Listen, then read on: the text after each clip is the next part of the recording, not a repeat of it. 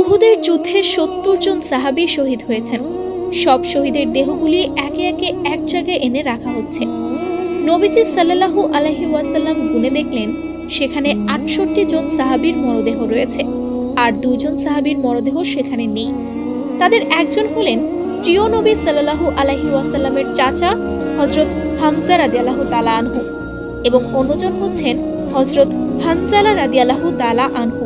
তাদের দেহ দুটি না পেয়ে নবীজি সাল্লাল্লাহু আলাইহি ওয়াসাল্লাম অস্থির হয়ে পড়েছেন। তিনি সকল সাহাবীদের পাঠালেন তাদের দেহ দুটি খোঁজ করার জন্য। এ সময় হঠাৎ একজন পর্দাশীল মহিলা এসে দাঁড়ালেন নবীজি সাল্লাল্লাহু আলাইহি ওয়াসাল্লামের সামনে। নবী সাল্লাল্লাহু আলাইহি ওয়াসাল্লাম তাকে চিনতে পারলেন না। মহিলা বললেন, ইয়া রাসূলুল্লাহ, গতকাল আপনি একটা বিয়ে পড়িয়েছিলেন, মনে আছে? নবীজি সাল্লাল্লাহু আলাইহি ওয়াসাল্লাম বললেন, হ্যাঁ, আমি আমার সাহাবী হানজালার বিয়ে পড়িয়েছিলাম, যার বিয়ের খুশিতে আমি খুরমা খেজুর ছিটিয়ে দিয়েছিলাম। মহিলা বললেন, ইয়া রাসূলুল্লাহ, আমার হাতটা দেখুন, হাতের মেহেদি এখনো শুকায়নি। কাল বিকেলে বিয়ে হয়েছিল আমার।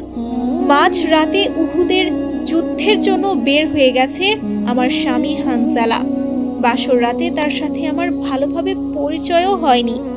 যাওয়ার আগে শুধু বলে গেছেন, যদি বেঁচে থাকি তাহলে দেখা হবে দুনিয়ায়, আর যদি শহীদ হয়ে যাই তাহলে দেখা হবে জান্নাতে। মহিলা বললেন, ইয়া রাসূলুল্লাহ, যাওয়ার আগে তিনি আমার কপালে একটা চুম্বন করে গেছেন। লজ্জায় তাকে বলতেও পারিনি যে আপনার জন্য গোসল ফরজ।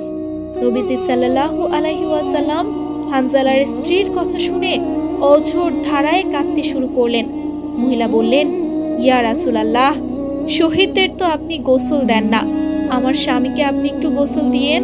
নবীজি গোসল দিতে সম্মতি প্রকাশ করার পর একজন সাহাবী দৌড়ে এসে বললেন, ইয়া রাসূলুল্লাহ, হানজালাকে পাওয়া গেছে। সাথে সাথে সবাই সেখানে পৌঁছালেন।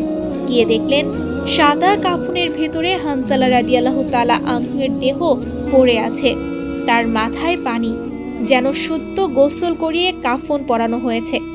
নবীজি সাল্লাল্লাহু আলাইহি ওয়াসাল্লাম তার মাথায় হাত বুলিয়ে দিলেন।